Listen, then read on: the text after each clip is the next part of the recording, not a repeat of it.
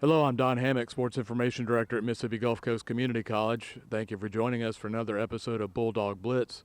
Number 5 Bulldogs blew out Hinds 56-14 tonight here at ALA Memorial Stadium. It was a regular season finale, and the Bulldogs are playoff bound. They'll go to either Itawamba or Northwest a week from Saturday for the semifinals, depending on who wins the Northwest Itawamba game tomorrow.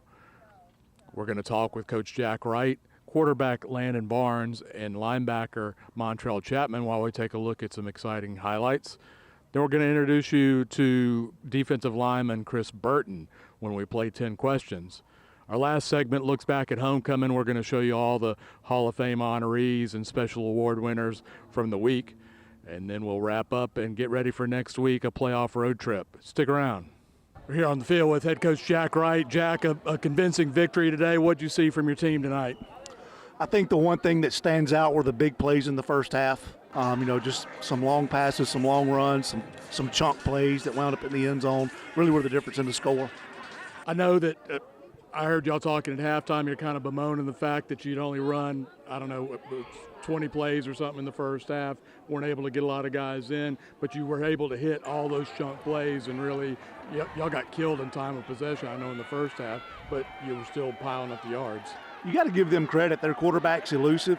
They got themselves in some third and mediums and third and long, and he seemed to be able to extend a play and just get them to the sticks. And he would do that 3-4 times in a row, and you look up, half the quarter's gone. So you got to give them credit. They've got some really talented kids on offense. We knew that coming in.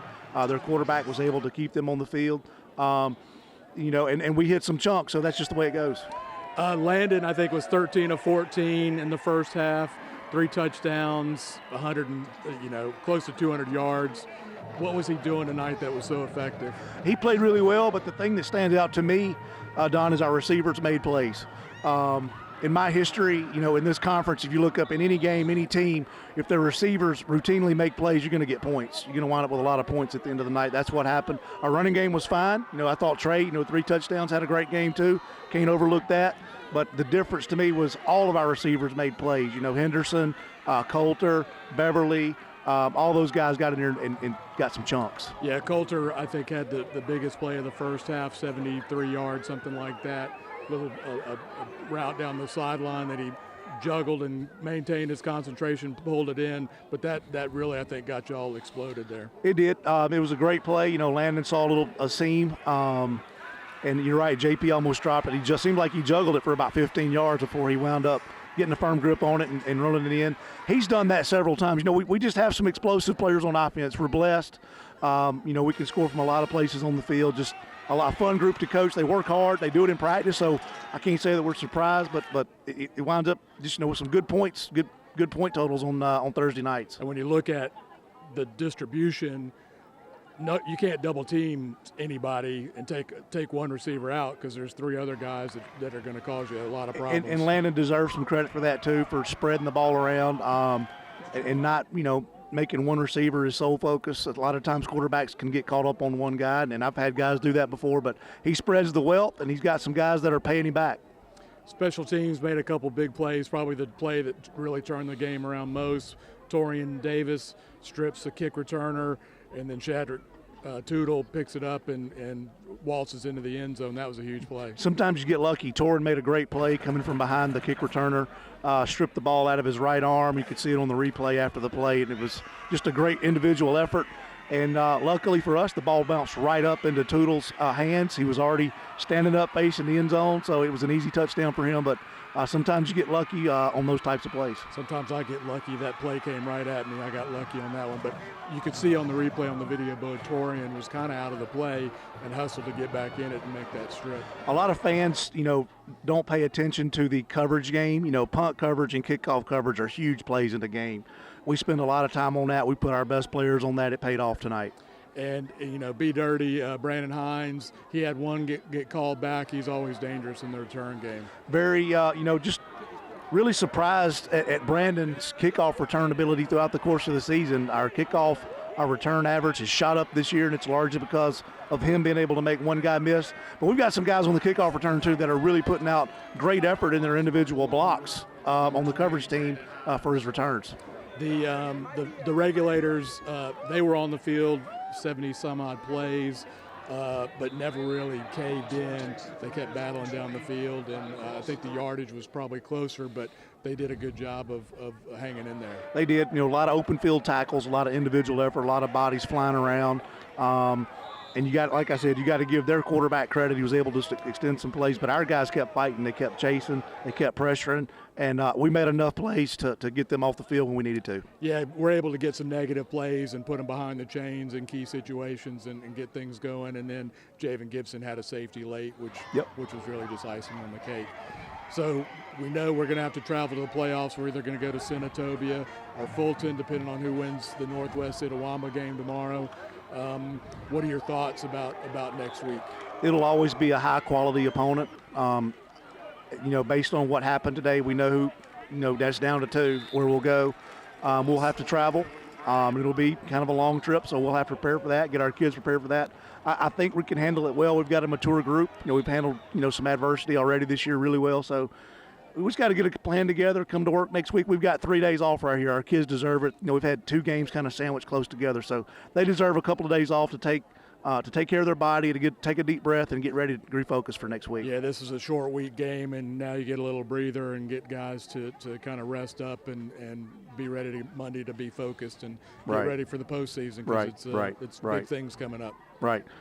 It'll be in a big week. We'll know more tomorrow, but a lot on the lines, from this point forward. Congratulations, Jack. Thank you. Here on the field with linebacker Montrell Chapman. We can call him Clubber Lang, wearing that club here. From Batesville, sophomore linebacker, great night, 12 tackles, a forced fumble. What was tonight like for the regulators? Tonight we were rough at the beginning, then on down the line we had locked in to execute our job. Y'all were out there for a lot of plays, 70 plays. Yes, offense sir. kept scoring really quick. How do you guys have to kind of bounce back when you're just getting right back off the bench and getting on the field? I say we every day we'll do pursuit drills at practice, and it's got us prep for that. Gotcha. What did their quarterback? What kind of problems did he cause y'all? Man, he running, he fast. I give it to him. He was fast, but we just had to collapse the pocket and tackle him, go on, get him down. What'd you see from the offense? The few minutes you all were able to sit down and watch. They were scoring quick. They ain't give us no break. Offense was in and out. They didn't take them many plays make a touchdown. You guys are now headed towards the playoffs. We Yes, don't sir. know where we're going. We know we're going to go up north, either to Northwest or Itawamba. Yes, sir. What do you think about heading into next week and getting ready for that? I say we're gonna have Sunday off, so they're gonna get us back further in and all that. So I think we're gonna be ready and prepared for them. You know a little bit about what the playoffs are like. What are y'all expecting next week? Oh yeah, like you said, either out of Northwest or Illinois, we're trying to see which one of them whoever gonna come out with the win. Over the weekend, I probably look into it, watch the game a little bit. All right, Montrell, congratulations. Good game tonight. Yes, sir. Appreciate you. Here on the field with freshman quarterback Landon Varnes from Brandon. Landon for Brandon. Big game tonight. Finished with 303 total yards, 3 touchdowns. It looked like almost everything y'all tried worked tonight. Yes, sir. I think offensive line played great all week in practice, and they prepared well. And then we came out here and they kept me off the ground. Receivers made a bunch of plays, made a bunch of game-changing plays. You know what I'm saying? There was a couple times we were down. They made the big play to put us back up. So had a great night overall offensively. First half, you were 13 of 14. I think I shortchanged you earlier. You had 259 yards. had 3 touchdowns. The big play I thought was the one to J.P. Coulter down the left sideline. What happened on that play? You know, we had an RPO on, and the guy over JP just had his eyes in the backfield and let him run right by him. So, you know, JP's a great athlete, and once he gets out in front, he can really roll. So he just kept on running. Then you found Mace for I think a 44-yard touchdown pass. What happened on that play? We've talked about Mason before. He's just a super athlete. If you put it around him, he's going to go make a play for you. And I really do have that faith in every single one of these receivers. So I put it around him, and he made a heck of a play. That was one of the better plays I've seen. So I think that was probably kind of a half moss. He didn't quite go over him, but it was he jerked it right out of his hands. That's right. You got to see the back side of Trey Hall a couple of times. One time for a big long run, he had over 100 yards, had a 63-yard touchdown there in the fourth quarter. He just keeps doing it. Trey Hall, he's the most special quarterback in America, and I think we all talk about that around the dorm and around the facility all the time. So, man, him making our defense better every day at practice, and we get to watch it every day. So, I mean, it's not a surprise to us when he comes out here and does his thing, and I'm looking to see a lot more of Trey Hall doing that. So. You might need to go apologize to the defense. I think y'all only ran like 40 plays. You kept scoring on the long passes and all that. That's you right. Can't argue with the points, but you're making them do wind sprints basically. Yes, sir. They came in at halftime. They were like, y'all only played 24 plays, and we just kind of like, well, let's get y'all off the field a little bit. And then the second half, we picked up. We were running the football like we wanted to, and everything was kind of just going that way. So. Special teams were special tonight. You got some big plays. It's good to see that phase of the game performing for y'all. The third phase is really one of the most important ones. If you slack on that phase, it could cost you a loss, or it could, if you're really locked in on it, could change the game and you could win it. So if you're really locked in on special teams, we got some great returners, Fox, Brandon Hinds, they can take any of them now. So I have a lot of confidence in those guys. What you guys are, you're going to have to travel north. We don't know whether it's Northwest or Itawamba. What are you thinking about now as you're starting to get ready for that? We're just going to get locked back in, go watch some film, and see what they got for us. You know what I'm saying? Wait till tomorrow, watch that game, and then it's nothing but work. It's a business trip once we go up north, and you know what I'm saying, we'll come back and get ready for the next one. Yeah, if you play and win up there, there's a chance we could wind up back here in a couple weeks and hosting, depending on what happens in the other game. But that's the attitude you got to take. But right now, you're road warriors. Yes, sir. That's right. We'll be the villain if we have to. That's fine. Congratulations, Landon. Thank you. We're very passionate in the way that we do things, in the way that we pride ourselves in carrying this university's name. There's no other feeling like it in the world. My sisters in my sorority, my friends on campus, the staff, faculty, all those people have really pushed me to kind of become the person I am today. And I think Southern Miss does a great job of building habits for life after college. There was something special that brought us here. There's nothing stopping you from doing what you want. Southern Miss can get you there. Let's play 10 questions with defensive lineman Chris Burton.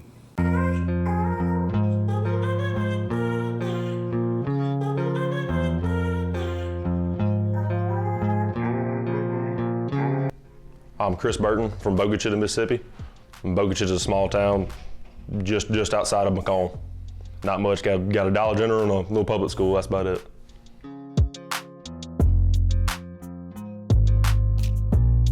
I was probably in about 5th grade. Skinny, long, unathletic. Really about my 10th grade year in high school, I started really progressing and getting some size on me.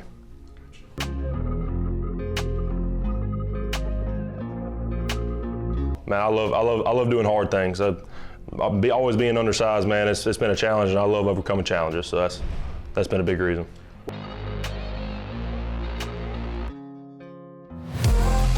Coach Rod Smith, man, he developed me from dirt. I was absolute nut when I got here, and he developed me to who I am now.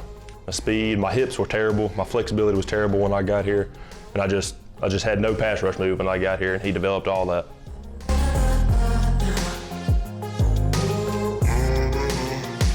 Waylon Jennings. His music just speaks to me. My dad on the way to the camp every year we'd listen to old country music, and that really just kind of stuck with my music taste for my whole life.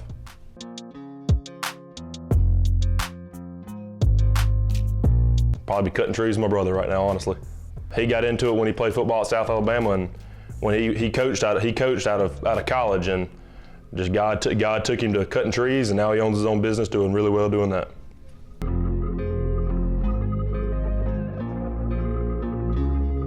Don't a lot of people know I pick watermelons and sell watermelons all throughout the summer.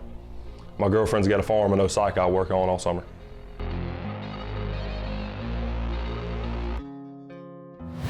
I like the longest yard with Adam Sandler. I love how those kids overcame a lot of things and did a lot of hard things.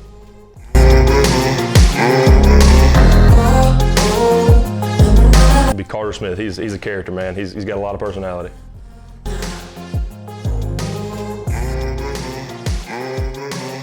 My papa gave me a 22 rifle back when I was younger, and that kind of stuck with me, that he gave me that gun, and that was his gun when he was little, and it means a lot to me.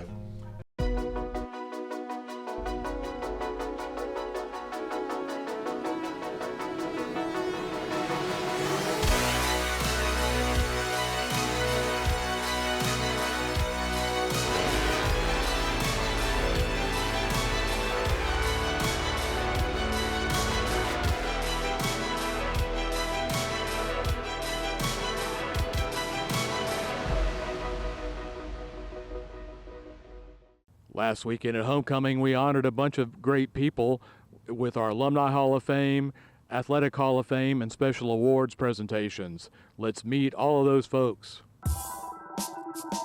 Raina Beluha was a dominant pitcher and hitter for MGCCC's 2013 softball team.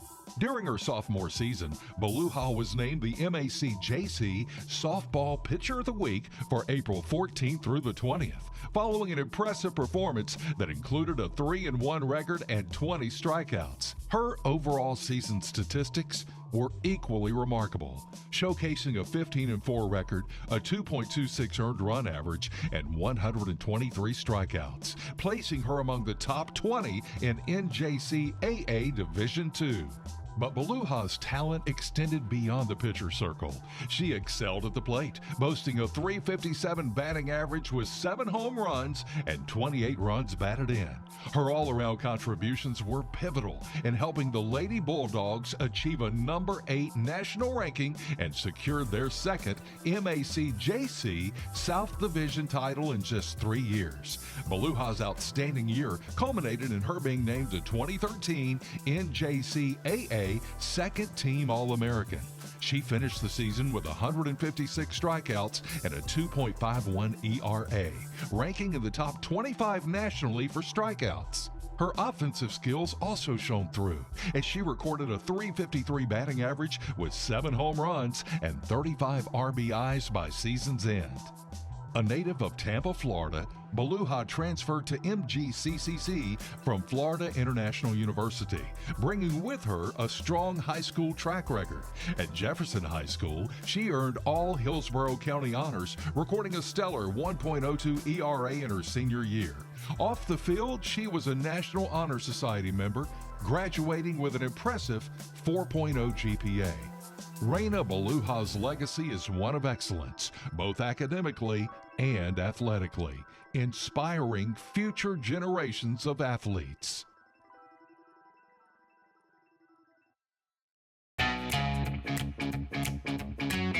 Robert Bobby Boggs, a standout pitcher for the Mississippi Gulf Coast Junior College Bulldogs, made his mark in college baseball with exceptional performances during the 1965 and 1966 seasons. In 1965, the Bulldogs secured the South Division-Championship but fell short of the state title against East Mississippi.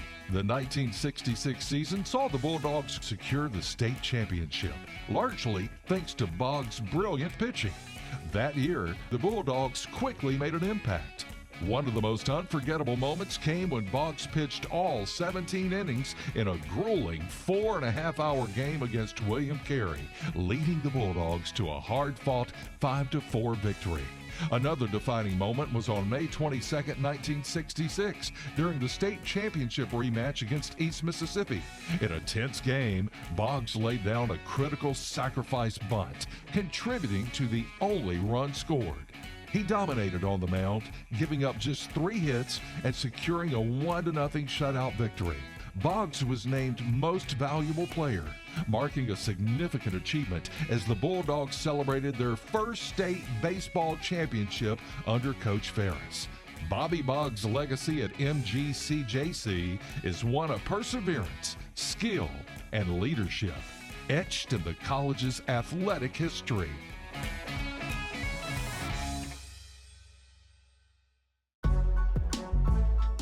Tremaine Brock, a standout defensive back from Long Beach High School, began his path to success at Mississippi Gulf Coast Community College. A key player in the Gulf Coast Bulldogs 2007 National Championship team, Brock's impact on the field was undeniable.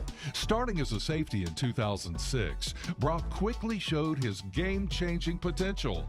During a 37-13 victory over Hinds, an interception of his was overturned by a penalty, but it was clear he was a force to be reckoned with.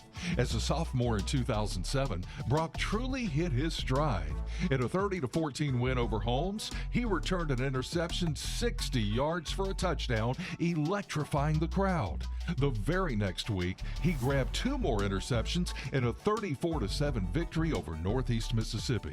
One of Brock's defining moments came in a thrilling 24-17 win over #1 Pearl River, where he contributed to one of the team's 4 interceptions. His clutch play continued as he deflected a crucial 4th down pass to secure a 27-20 victory over Northwest Mississippi, helping the Bulldogs maintain their undefeated record.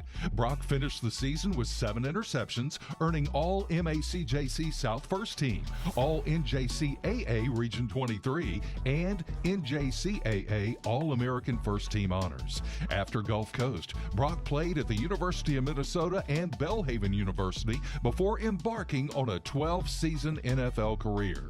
He suited up for teams like the San Francisco 49ers, Minnesota Vikings, and Tennessee Titans, showcasing his determination and resilience. Tremaine Brock's journey from Gulf Coast to the NFL is a remarkable story of talent, grit, and perseverance. Courtney Fairley made a lasting impact on Gulf Coast athletics, excelling in both softball and soccer during the 2010 and 2011 seasons. As a freshman outfielder on the softball team, Fairley quickly became a key player, batting .402 with 12 doubles and helping the Bulldogs finish 5th in the nation. Her versatility shone as she transitioned to shortstop in her sophomore year, where she continued to make an impact. Fairley's talent was on full display in several games, including a March 27th sweep of Capaya Lincoln, where she delivered a 2-run triple and threw out 3 runners. In her sophomore year, she hit for the cycle in an 11-1 win over Pearl River, driving in 5 runs and helping Gulf Coast clinch the MACJC South title, their first in 3 years. Fairley's defensive skills earned her the Bulldogs' Best Defensive Player Award, along with a spot on the All-Region 23 team. In addition to her softball success, Fairley was a standout on the Gulf Coast women's soccer team, earning all MACJC honors twice and being named Team MVP both years. After Gulf Coast, Fairley continued her softball career at Belhaven University, where she led the team in hitting and earned multiple conference honors. Transitioning to coaching, she served as a graduate assistant before being promoted to assistant coach, helping guide the Blazers to an NCCAA World Series appearance and an NCAA Division III tournament berth in 2024. Courtney Fairley's leadership, athleticism, and dedication have made her a standout player and coach, with a legacy that continues to inspire.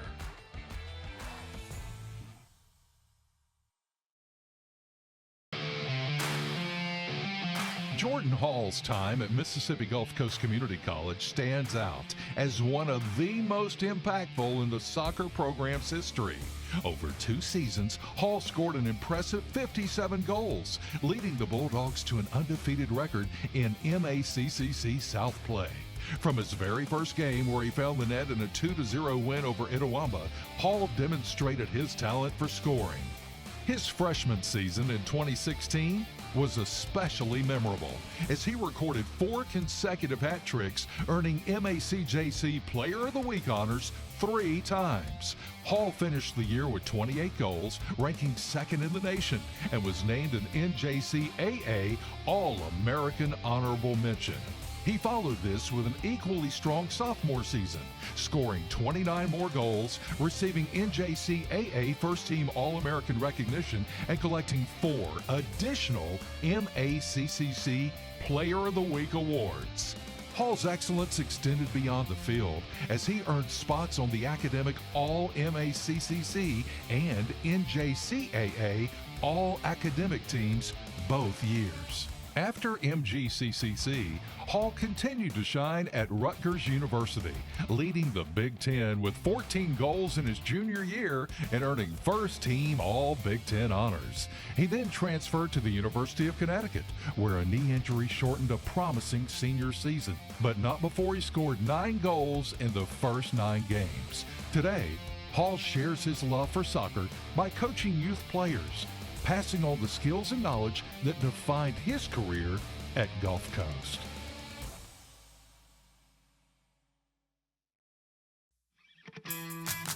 Jessica Hotard made a significant impact during her one season with Mississippi Gulf Coast Community College's soccer team, leading the Bulldogs to an outstanding campaign in 2001 and earning NJCAA All-American honors. A transfer from William Carey and a standout from Fontainebleau High School in Mandeville, Louisiana, Hotard quickly became a key player for Gulf Coast. Her remarkable performances began early, scoring a goal in a 4-2 victory over Copiah Lincoln, marking the team's 7th straight win. She followed up with another goal in a 4-1 triumph over rival Pearl River. Hotard's contributions were crucial in clinching the MACJC South Championship with a dominant 5-0 victory over Copiah Lincoln, where she scored twice. The Bulldogs finished division play with a perfect 6-0 record, securing the school's 2nd South title.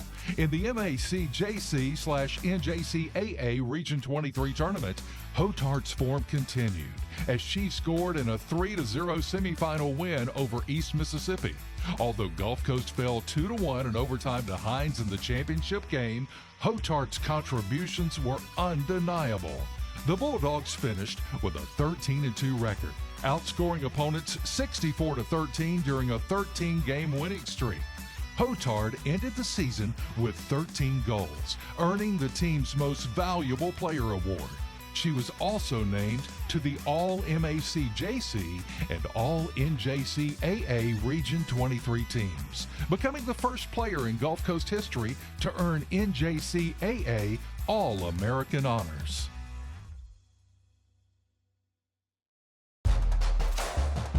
Gregory "Greg" Jenkins, a former standout football player at Mississippi Gulf Coast Community College, was honored with induction into the Mississippi Bowl Hall of Fame on December 6, 2015. His journey from walk-on player to star athlete is a testament to determination, perseverance, and remarkable talent. A native of Dade City, Florida, Jenkins arrived at MGCCC as a preferred walk-on, eager to prove himself. During his first year at MGCCC, he earned the title of Offensive MVP in the inaugural Mississippi Bowl. In that game, Jenkins led Gulf Coast to a commanding 41-7 victory over Georgia Military College in 2008, solidifying his legacy in Bulldog history. In the 2008 and 2009 seasons, Jenkins threw for nearly 3,500 yards and an impressive 37 touchdowns. His leadership and playmaking ability guided the Bulldogs to a state championship in 2008, marking a significant chapter in the college's athletic history. After MGCCC, Jenkins continued his career at Alabama State. He completed nearly 60% of his passes, throwing for 3,166 yards and 20 touchdowns, while also rushing for 837 yards and 15 touchdowns, showcasing his versatility as a dual-threat quarterback. Jenkins' talent led him to the NFL as a free agent signee with the Oakland Raiders in 2013. Jenkins' legacy as one of the top players in MGCCC football history continues to inspire future generations of Bulldogs. Jerry Douglas Love Sr., a native of Perkinston, Mississippi, made a lasting impact on the football field during his time at Perkinston Junior College from 1961 to 1963. As a powerful fullback, Jerry was a driving force behind the team's success, particularly in his sophomore year, when Perk secured second place in the Mississippi Junior College Conference. His hard work paid off as he finished second in rushing and scoring and earned an honorable mention on the All-State team. Beyond college, Jerry went on to play semi-pro football for the Mobile Buccaneers, continuing to showcase the skills he developed at Perk. Football wasn't his only connection to the campus, though. As the son of Cecil Lewis Reeves, the longtime superintendent of buildings and grounds at the Perkinston campus, Jerry had deep ties to the college community. His love for MGCCC lives on today, as Jerry often shares fond memories of his time both on and off the field with his family. That legacy continues through his daughter, Theresa Williams, the alumni and events coordinator, and his granddaughter, Brittany Holly, the Bulldogs cheer coach. Jerry's dedication to Perk, both as a player and as a part of the campus family, is a cherished chapter in the history of the college and the hearts of those who know him.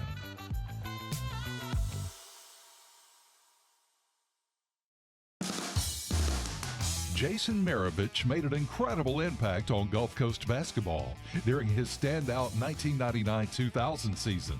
The 6'4" guard from Covington, Louisiana, transferred to Gulf Coast after a walk-on season at Alabama and quickly became one of the nation's top scorers. Averaging an impressive 26.3 points per game, Maravich finished third in the country in scoring and earned NJCAA All-American honors. His sharp shooting, including 44% from beyond the arc and 88% from the free throw line, helped lead the Bulldogs to a 19-8 record and a spot in the NJCAA Region 23 championship game. Maravich delivered multiple memorable performances. He scored 31 points, including 13 of 16 free throws in a 110-94 win at East Central. In a tough game against Pearl River, he nailed 5 three-pointers and tallied 33 points. One of his most outstanding games came against Jones, where he made all 11 free throws and put up 43 points to secure a thrilling 93-89 victory. In Gulf Coast Region 23 tournament run, Maravich was key. He led a comeback victory over Northwest Mississippi with 16 of his 22 points in the quarterfinals and scored 18 in the semifinal win over Meridian. Despite a loss in the championship game, Maravich's 34-point effort earned him all Region 23 tournament team honors. After Gulf Coast, Maravich transferred to William Carey, where he continued his stellar play, averaging 20.4 points and becoming a two-time NAIA All-American. Moving back to Covington, Maravich passes on his knowledge, teaching youth basketball and inspiring the next generation.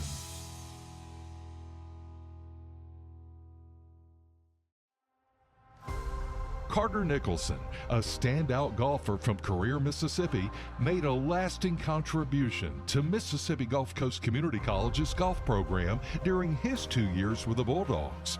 A graduate of Pearl River Central High School, Nicholson was a key member of the 2018 NJCAA Division II National Championship team, earning NJCAA All-American third team honors alongside 2 of his teammates. In the 2018-2019 season, Nicholson helped guide MGCCC to a third-place finish at the NJCAA Division II Championship, marking the 7th consecutive year the Bulldogs finished in the top 4 nationally. His consistent play was evident throughout the season, with standout performances such as his 3-under par finish at the MACJC Event No. 2 in Amory, securing a top 3 spot.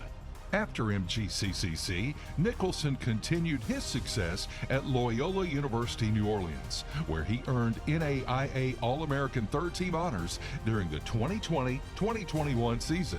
He posted several top 5 finishes, including a first-place win at the Cary Collegiate Classic with rounds of 68 and 71.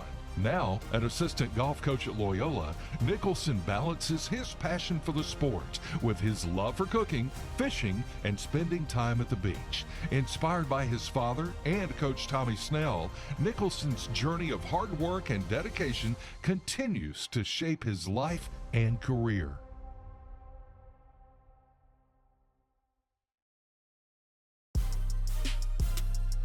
Presley Owens, a multi-talented athlete from Van Cleve High School, left a legacy at Gulf Coast with her leadership and athleticism.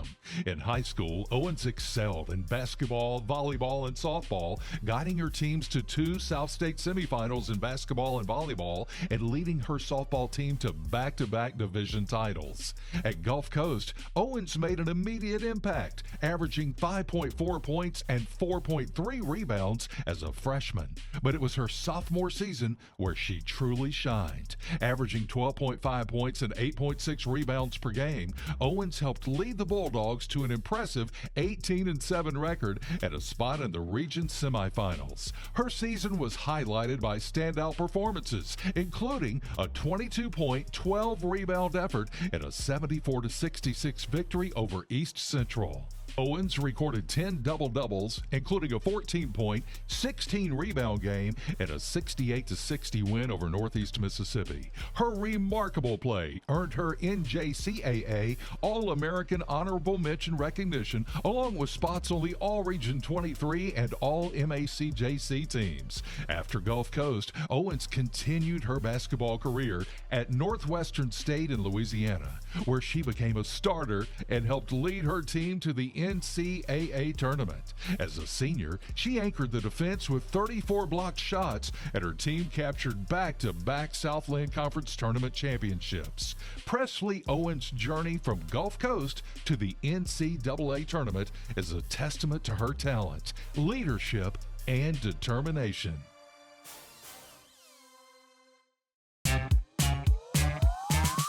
Sheila Picard-White's journey at Mississippi Gulf Coast Community College was marked by achievements and leadership, laying the groundwork for a lifetime of excellence.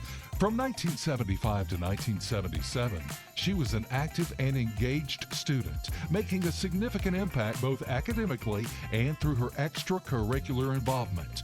During her time at MGCCC, White shined as both a football and basketball cheerleader, demonstrating her spirit and dedication.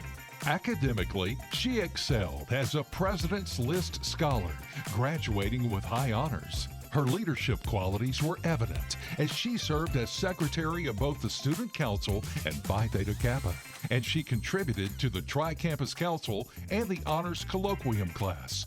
White's commitment to her fellow students extended to her role on the Harrison Hall Dormitory Council and the Student Food Services Committee. She was also an active participant in the Fellowship of Christian Athletes and worked as a work-study student. Her dedication to MGCCC earned her a place in Who's Who in American junior colleges.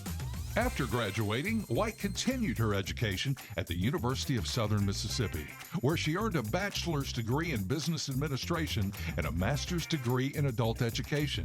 She built a distinguished career at Southern Miss Gulf Park campus, serving for 37 years before retiring as the director of university communications. Beyond her professional achievements, White's passion for serving others is reflected in her volunteer efforts with the American Cancer Society, her role as a cheerleading coach, and her active involvement in Harrison County Schools, where she was honored as Parent of the Year in 1999.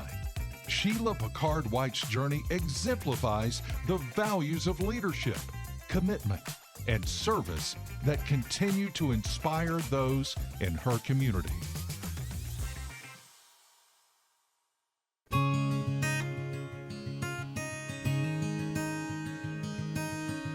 The young people today don't have to leave Mississippi. They've got the technology to make them a better, more desirable candidate for the local industries that we partner with. So in 1981, I graduated high school, and I got my real estate license. And doing real estate in the 1980s, it was tough, high interest rates and things of that nature.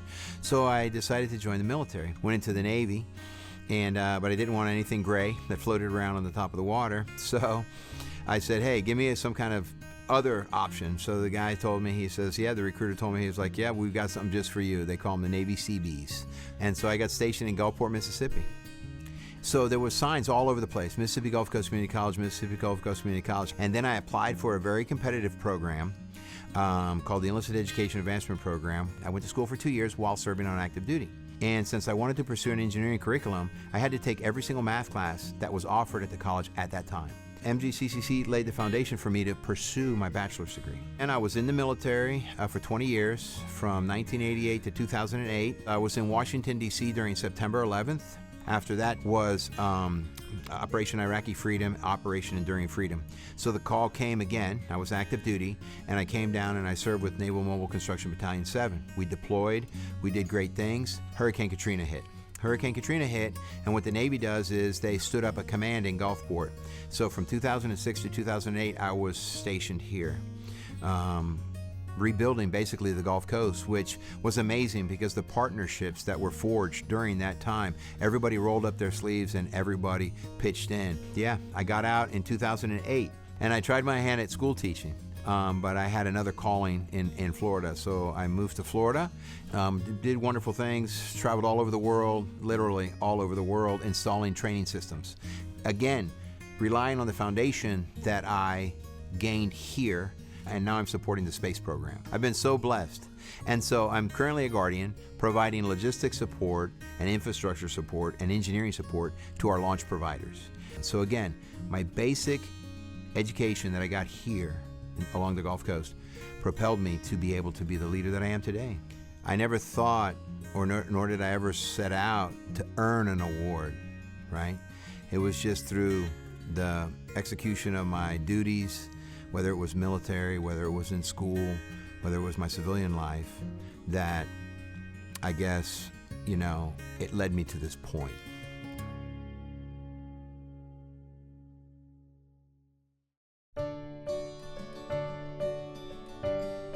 I'm from Biloxi, born and raised in Biloxi.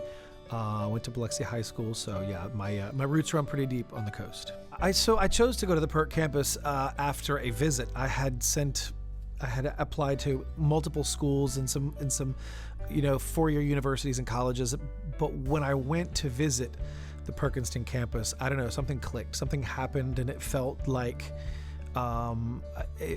walking into like a warm hug. It just felt right. The decision was made before I even left, and like I said, I could have stayed on the coast, but I was 18. I wanted to get away. I was like, I don't want to be at home. I want to have the real experience, but just a little bit easier, not the full tilt 4-year experience at first. So when I went and visited, the decision kind of made itself.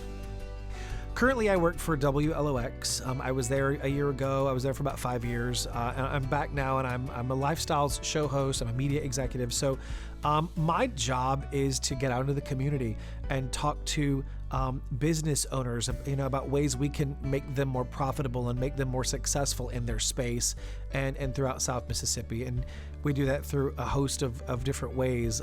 But the news side, I'm an actor. So as a news anchor, I have to play a very important role. And that's how I viewed it. But in this capacity, I don't have to play a role. I can be myself. We can goof off. We can have a good time. We can do whatever it takes to get the point across, regardless of the business that I'm in. I just love that I'm able to help those individuals have, those positive impacts on their lives, and be able to smile and cut up while we're doing it. College, I think, did cement the path that I chose. Right out of college, I went on tour and performed. For about 15 years, I worked with Disney Creative Entertainment and Royal Caribbean Cruise Lines. I did a couple of Broadway tours. And so being able to be away from home and figuring out how to adult, how to make ends meet, and how to still maintain a healthy balance in what your profession is and what your personal life is, I think really solidified while in my first 2 years out of my parents' home, because you don't have that. While I was on the coast and I was only a 45-minute maybe drive from home, I didn't want to have to rely on that. So diving in and trying to figure out how to make being an adult or working out my schedule, I think that was pivotal for me, especially getting right out of college and going on the road. And then I was traveling, 8 to 10 months out of the year. So being able to figure out that multitasking piece of it really was a huge part of it. And that began while I was at Perk.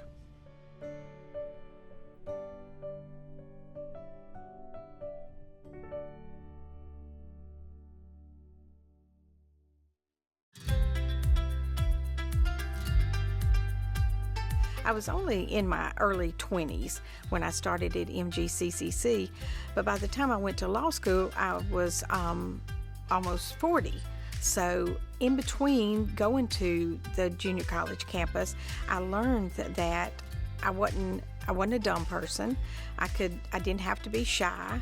I had some reason to have some self-esteem, and it was the small classes and the professors and the staff at MGCCC that taught me that everybody has something to offer, and once you find your place, that you can excel. So I went from a very shy young mother to a competent young woman that left MGCCC to go on to USM and then eventually to Ole Miss Law School. While I was going to school for that long period of time, I was president of PTO for both an elementary school and then on to the junior high. I was very active in my church and in my community, but I wasn't active on campus. We lived in Pascagoula and the campus was in Gaucher, and I had a rule at my house where we had supper at the table every night. So nighttime was spent helping kids with their homework, talking about their day, and making sure that everything went good for them.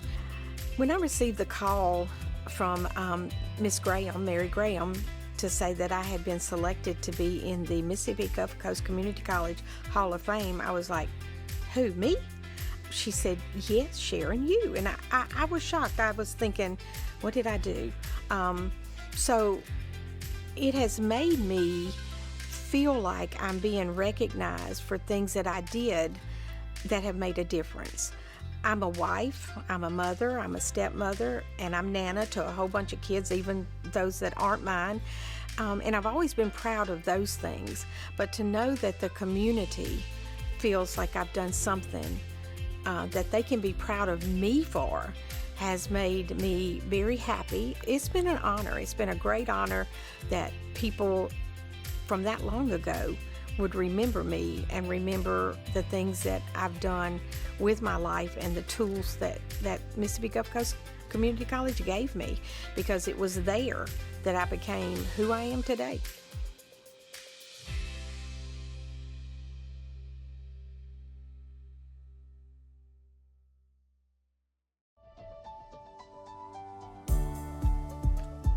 I have a very long history with the college.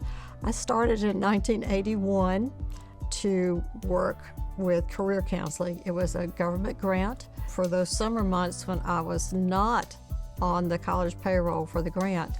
The Jefferson Davis campus, now Harrison County, made arrangements for me to work as a teacher, and I taught with the vocational department to help them with their reading and their English and math skills. I was then brought on full-time with the college and served as a academic counselor. In 1989, I became director of admissions. In 2002, I became the assistant dean for the military bases, and then in 2007, I came back to the campus and was the assistant dean with the night program, the evening classes. So I retired in 2015. 34 wonderful years. I am truly humbled to be identified as someone to receive the Sam Owen Award. It's one of those prestigious awards that goes to people who have given much back to the college, and I, am thankful to be able to do that, and surprised that, to receive this recognition. With the foundation, I started a scholarship back in 2015. I had the opportunity to be invited by some of our church members to a session on our population that's immigrated into the United States. There were DACA students. There were children that were brought in with their parents, and they had gone through the school system, but now they were graduating from high school, and this one mother was just very hopeful that she could help her daughter, who graduated with honors, get funding to go to college, but she's not eligible for any kind of federal grant because they're not U.S. citizens.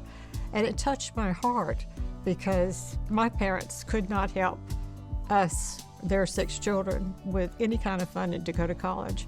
We had to get scholarships and loans and so forth.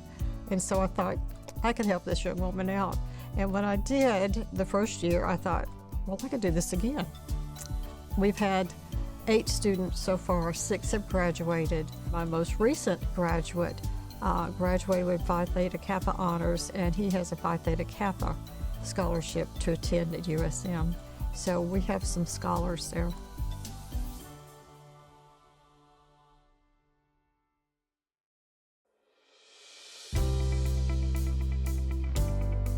I love sports. I always have since I was a little kid, and I get paid to go to games. People think it's a just a cushy job. You get to go watch games. There's a lot of work involved. Sports information director means that I'm in charge of kind of the public face of the department. I write press releases and send them out to the media members. I put those on the website, help coordinate photography and videography and streaming for the school. I run social media. We coordinate with the local media, national media. I work with a bunch of great people. My bosses are great. All the coaches are great. And it just makes it easier to come to work when you know you're going to have, a good work environment. And, we work hard, but we get to play hard together, experiencing all the ups and downs. One of the things that I learned after I came here was that my job plays a big role in getting student athletes in, the recruitment. On the backside of it, I think my most important job is to document what's going on. I don't think there's ever been a period of Gulf Coast that's better documented than since, I started working there with the releases and all that. That's my job, is to make sure that people in the future know what happened, at Gulf Coast. And I think we'll be better off at that going forward. In the athletic department, I always joke that I never know when spring break is, when fall break is. I know when Christmas comes up, but we never get those weeks off really in the athletic worlds. I'll come in a little later. I'll wear shorts to work more often, put on a pair of jeans, but we've always got stuff going on. So Carla puts up with a lot. I miss birthdays, I miss anniversaries, and she doesn't get on me about any of that kind of stuff. I think secretly she enjoys me being away sometimes. It probably has helped our marriage, for me not being around making a mess in her house, but I wouldn't be able to do it without her and her support and all the love that we have for each other. It's a big honor. The school means a lot to me, even though I didn't go here. My mom went to school at Perk. My grandmother went to school at Perk. I have a great uncle who was a manager on a boxing team at Perk back in the early days of the school. So I've got a lot of connections to the school, and it's meant a lot to me, and I really love working there at Gulf Coast.